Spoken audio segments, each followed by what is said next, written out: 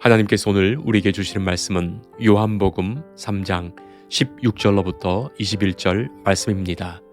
이 기록된 계시의 말씀을 봉독할 때 살아계신 하나님의 음성을 들으실 수 있기를 바랍니다.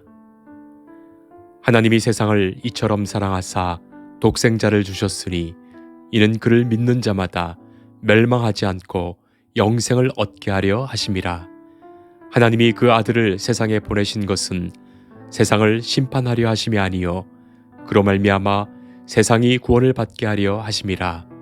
그를 믿는 자는 심판을 받지 아니하는 것이요 믿지 아니하는 자는 하나님의 독생자의 이름을 믿지 아니하므로 벌써 심판을 받은 것이니라. 그 정죄는 이것이니 곧 빛이 세상에 왔으되 사람들이 자기 행위가 악함으로 빛보다 어둠을 더 사랑한 것이니라. 악을 행하는 자마다 빛을 미워하여 빛으로 오지 아니하나니 이는 그 행위가 드러날까 함이요 진리를 따르는 자는 빛으로 오나니 이는 그 행위가 하나님 안에서 행한 것임을 나타내려 함이라 하시니라. 아멘. 저명한 작가이며 옥스퍼드 케임브리지 대학의 교수였던 변증가인 C.S. 루이스. 그의 대표적인 작품인 7권이나 되는 시리즈물인 나니아 연대기는 너무나도 잘 알려져 있죠. 루이스는 일반 평신도이면서도 신학자라고 해도 정말 과언이 아닐 만큼 그의 글과 강의는 깊은 신학적, 신앙적인 통찰력을 가졌습니다. 그가 쓴 스크루테이프의 편지라는 작품이 있습니다. 이 작품에서 스크루테이프라는 고참 귀신이 웸우트라는 신참 귀신에게 보내는 그 편지들이 총 31통으로 구성되어 이 작품이 쓰여지는데 믿는 자들을 타락시키는 방법, 신앙을 갖지 못하게 하는 방법을 이 고참 귀신이 신참 귀신에게 전수합니다. 여기에 악마들이 사용하는 7가지 유혹의 기술이 등장하지요. 잠깐 소개하면 첫째는 피곤하게 하고 짜증나게 하라. 둘째는 영혼을 위해 기도만 하고 기본적 의무에 소홀하게 하라. 셋째는 세상을 목적으로 믿음을 수단으로 삼게 하라. 넷째는 참 거짓을 따지는 그런 생각을 못하게 하라. 다섯째는 세상의 기준과 관습과 유행에 따르게 하라. 여섯째는 미래의 무지개 꿈을 쫓아다니게 하면서 고민과 불안에 빠지게 하라. 7번째는 거짓 영성을 부추기고 순종하는 기도를 외면하게 하라. 이런 것들입니다. 하나하나가 정말 기가 막힌 전략 아니겠습니까? 하나님과 바른 믿음을 잃어버리기 딱 좋은 유혹들입니다. 자, 이 책에서 스크루테이프가 이런 말을 합니다. 얘야, 사람에게는 2 종류의 사람이 있단다. 인식이 있는 사람과 인식이 없는 사람, 2 종류가 있단다. 인식이 없는 사람에게는 그냥 살라고 해. 그냥 막 살라고 해. 먹고 싶은 것 먹고 하고 싶은 것 하고 하지 말아야 할 것 없이 뭐든 다 하라고 해. 뭐든 해도 상관이 없어. 단 예수만 아니면 돼. 성도 여러분, 이 말이 무슨 뜻의 말입니까? 생각 없고 인식 없는 사람들, 아무렇게나 사는 사람들, 그냥 그대로 살게 두라는 말이에요. 어차피 그들은 어두움에 있기 때문에 자기 마음대로 하면서 사는 사람들입니다. 그들을 그대로 두는 것이 악마들의 일이에요. 다만 조건이 있었지요. 예수만 모르게 하면 된다. 그것입니다. 예수만 아니면 돼. 성도 여러분, 이 깜깜한 세상에 예수님이 오셨습니다. 예수님이 빛으로 오셨습니다. 요한복음은 그것을 말하고 있지요. 그런데 세상의 어둠은 이 빛을 전혀 모릅니다. 요한복음 1장 5절 말씀. 빛이 어둠에 빛이 돼 어둠이 깨닫지 못하더라. 여러분, 이 얼마나 아이러니하고도 신비한 표현입니까? 어두움이 빛이 비치는데도 깨닫지 못한다니 말이죠. 어둠은 빛 앞에서 당연히 물러나야 하지 않습니까? 빛이 들어오면 어둠은 자연스럽게 물러납니다. 빛이 있다는 것은 이미 어둠이 물러난 것입니다. 어둠을 물리친 것입니다. 환하게 밝았습니다. 밝히 보입니다. 그러나 아직도 빛이 온 것을 모르고 어둠이 스스로 머물러 있습니다. 전적인 무지이고 전적인 거부입니다. 9절로부터 10절에 이어지는 말씀을 보면 참빛이 세상에 와서 각 사람에게 비추시는데 세상이 그를 알지 못합니다. 세상을 창조하신 그가 빛으로 오셨는데 세상이 그를 알지 못합니다. 하나님께서 말씀으로 세상을 창조하셨고 바로 그 말씀이 하나님이신데 그 말씀이 친히 자기가 만드신 세상에 찾아오셨는데 세상이 그를 알지 못했다. 그가 자기 땅에 오셨는데 자기 백성이 영접하지 아니하였습니다. 바로 그것이죠. 그러니 빛 없는 어둠의 삶을 그 백성들이 여전히 살아갑니다. 그들이 인식 없이 사는 사람들입니다. 그것을 마귀는 빛이 진 예수님을 절대로 알지 못하도록 그대로 두는 거예요. 혹시 알게 되더라도 모른 척하고 알더라도 엉터리로 아는 상태로 그냥 내버려 두는 겁니다. 사랑하는 성도 여러분, 오늘은 성탄절입니다. 한 해를 마무리하는 지금 한 해가 저무는 바로 일주일 전에 우리는 성탄절을 맞습니다. 12월 25일이 정확하게 예수님이 탄생하신 생일 날짜는 아닙니다. 예수님 처음 오셨을 때 그 날짜를 기록해 놓고 성탄으로 지킨 것도 아니고 훗날 교회가 예수님 오신 날을 기념하여 지킨 날이 성탄절이기에 그렇습니다. 정확한 생일 날짜가 아니라 예수님이 오신 성탄을 기념하여 지킨 날이 12월 25일이에요. 12월 25일은 로마가 당시에 이교도의 태양절이라고 하는 헛된 날을 지키고 있었는데 기독교회는 오히려 진정한 빛으로 오신 예수님의 성탄을 그 지키는 날로 대체시켰어. 하나님이 만드신 그 피조물인 그 태양을 숭배하는 날을 없애버린 것입니다. 그러나 예수님을 모르는 사람들, 어쩌면 마귀가 12월 25일은 원래 로마의 태양절이고 성탄은 거짓이라고 선동하고 또 어떻게 보면 교묘하게 성탄절은 산타크로스의 날이라고 속이는 거예요. 성도 여러분, 지금은 어떻습니까? 요즘은 어떻습니까? 초기 한국 교회는 이 교회의 전통 속에서 예전까지 성탄 새벽 성도들의 가정에 새벽송을 다니면서 예수님 오셨다는 소식을 전하며 방문하며 선물을 같이 나누었습니다. 우리가 어렸을 때 성탄 카드를 써서 나누고 선물을 교환하고 성탄을 기뻐하며 함께 축하 시간들을 가졌지요. 교회의 명절로 사회에서도 같이 축하해 주었습니다. 그런데 이제는 성탄절이 연인들과 데이트하는 날, 모텔이나 호텔 가는 날, 해외여행을 가거나 클럽이나 술집의 축제일로 바뀌었어. 예수님이 오셨다는 소식을 까맣게 잊게 만들고 있어요. 온 세상 사람들의 즐거운 헐리데이인데 예수님은 빠져버린 거예요. 성탄절은 예수님이 탄생하심을 기념하는 날입니다. 크리스마스는 그리스도, 크라이스트, 예수님을 마스, 미사, 예배하는 날이에요. 오늘 우리는 요한복음 3장 16절 말씀을 중심으로 우리에게 주신 이 성탄절의 의미를 다시금 듣고자 합니다. 하나님이 주신 성탄, 하나님의 크신 선물이 성탄입니다. 빛으로 말씀으로 오신 예수님이 가져오신 선물입니다. 저는 성탄을 믿음, 소망, 사랑의 선물을 주신 날이다.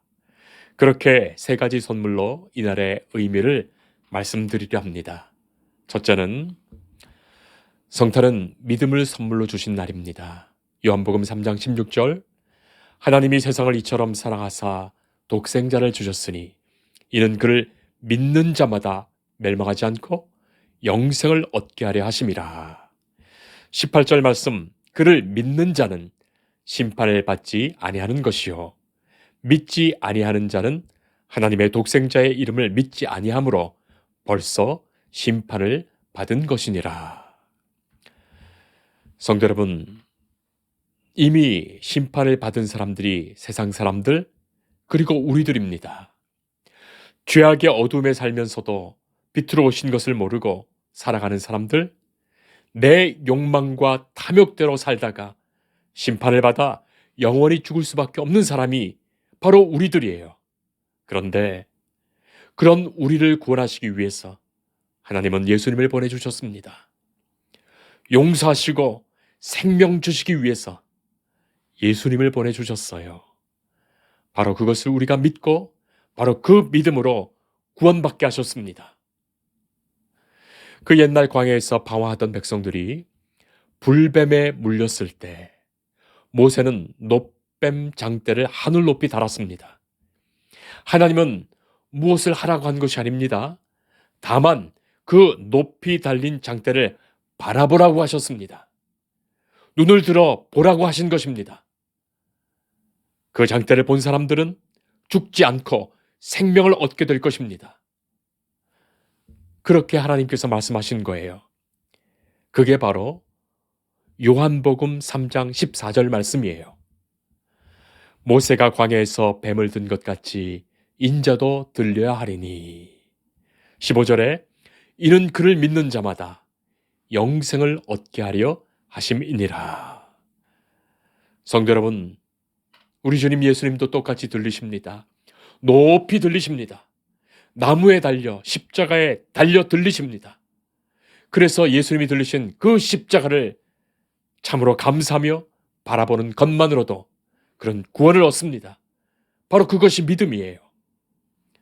인간의 생각에는 그게 무슨 믿음인가 하겠지만 바로 그것이 믿음입니다. 이 어처구니 없이 보이는 그것이 믿음이에요. 높이 달린 놋뱀, 장대를 바라만 보아도 낫게 하시며 구원하신다. 하나님의 그 말씀을 그대로 받는 것, 그것이 믿음이에요. 그러나 교만한 사람은 믿지 못합니다. 어리석은 사람은 믿지 않습니다. 어둠에 있는 사람은 그것을 거절합니다. 악한 심령의 사람은 그 말씀이 들리지 않습니다. 그리고 비참하게 죽어가는 겁니다. 하나님, 내게 믿음을 주옵소서. 주의 말씀을 그대로 믿는 믿음 주옵소서. 믿음까지도 하나님의 선물이오니 하나님이 주셔야 합니다. 예수님을 영접하는 자가 곧 믿는 사람입니다. 하나님, 아기 예수님을 바라보게 하옵소서. 십자가에 달리신 예수님을 바라보게 하옵소서. 부활하신 예수님을 바라보게 하옵소서. 말씀으로 찾아오시는 예수님을 바라보게 하옵소서. 내 안에 계신 예수님을 바라보게 하옵소서. 성탄으로 인하여 바로 그 믿음의 선물을 받아 주를 바라보는 우리가 되기를 축복합니다. 둘째는 성탄은 소망을 선물로 주신 날입니다. 성도 여러분, 지금 우리는 한 해 한 해를 마무리하면서 우리의 인생의 마무리 연습을 하는 거예요. 어린 시절도 있었고 또한 젊은 날도 있었지만 인생은 나이가 들고 세월이 지나 노년의 날이 있습니다. 이제는 이 땅의 삶을 마무리하면서 다 내려놓고서 떠나야 할 날이 다가옵니다. 그렇게 마지막 인생의 마무리를 하고 나면 우리는 새하늘과 새 땅의 날을 저 천국에서 맞을 것입니다. 마지막 잠에서 깨어나면 우리는 영원하신 하나님의 나라에서 눈을 떠 주를 볼 것입니다. 바로 그러한 소망을 성탄에 주시는 거예요. 예수를 믿어 영생을 얻었음을 다시금 기억하며 소망으로 살게 하십니다. 성탄이 이렇게 한 해를 마무리하는 딱 일주일 전에 있는 것은 이 땅의 인생의 날 6일을 더 살고 안식의 날 7일째에 새해를 맞게 하시려는 하나님의 마음이 있습니다. 소망을 선물로 주신 섭리가 있는 거예요. 그래야 헛되이 마무리하지 않도록, 낙심하며 한 해를 마무리하지 않도록, 절망하며 세월을 낭비하지 않도록 오직 소망을 주시어 한 해를 감사하며 소망 중의 새해를 맞을 수 있도록 그렇게 성탄이 있는 겁니다. 우리는 이제 천국 소망, 영생의 소망으로 남은 날을 살게 하십니다. 이것이 소망을 선물로 주신 성탄의 의미예요. 자, 그리고 셋째, 성탄은 사랑을 선물로 주신 날입니다. 하나님이 어떻게 사랑하셨습니까? 이처럼 사랑하셨다고 말씀합니다. 이처럼의 의미가 얼마나 크고 신비한지요. 이처럼 사랑하셨다. 이스라엘 백성들이 하나님을 원망하고 배반하고 마침내 광야에서 그 배반의 길로 가다가 독뱀들에게 물려서 다 죽게 되었습니다. 백성은 고통 중에 소리를 지르며 아우성이고 모세는 이 일로 하나님께 나아가 기도합니다. 하나님은 긍휼히 여기시며 불쌍히 여기시며 모세에게 노트로 뱀의 형상을 만들어 놋뱀을 높이 달아 세우라 말씀하십니다. 못된 백성, 거역하는 백성, 불평과 불만으로 원망으로 사는 백성, 하나님이 진멸하신들 무엇이 잘못되었겠는가마는 하나님은 긍휼히 보시는 거예요. 불쌍히 보십니다. 안타까워하시며 그들을 끝까지 사랑하십니다. 그들을 구원하십니다. 그것이 아버지의 마음, 어머니의 마음, 부모님의 마음, 바로 하나님의 마음이었어요. 당신이 독생자 아들까지 이 땅에 보내시며 가장 낮고 천한 곳으로 찾아오시어 비천하고 어리석고 무지한 우리를 위하여, 나를 위하여 당신은, 주님은 십자가에 달려 높이 들려서 올려주십니다. 하나님은 당신의 사랑하시는 아들을 우리에게 내어주시기까지, 자신의 몸을 십자가에 달아 죽기까지 우리를 사랑하신 거예요.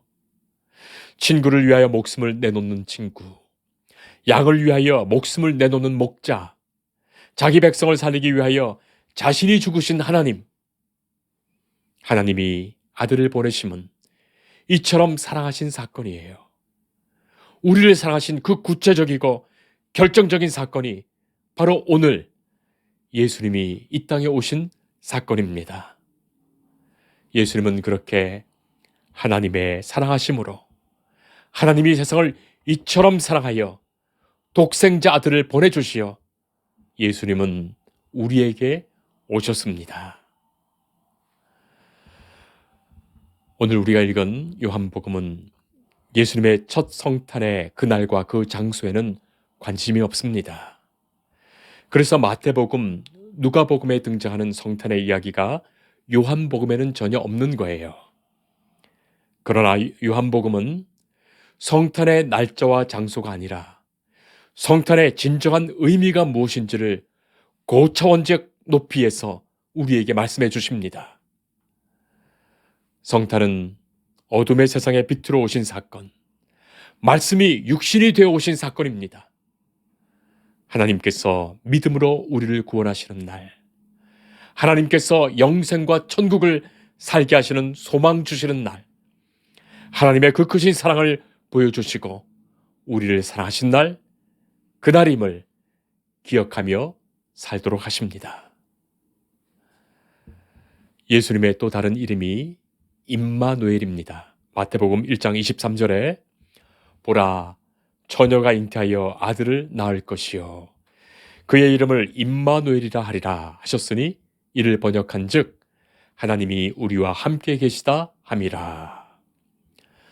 믿음, 소망, 사랑으로 우리와 함께 하시는 하나님을 만나는 모든 시간은 성탄의 날입니다.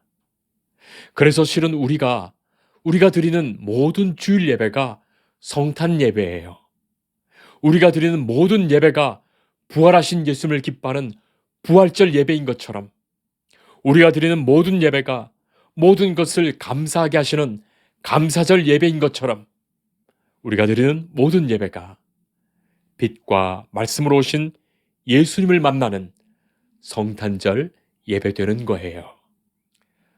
성탄절에 우리에게 주신 믿음, 소망, 사랑을 우리가 소중히 간직하며 우리의 남은 일생을 임마누엘의 감사로 살아가는 우리가 되기를 축복합니다.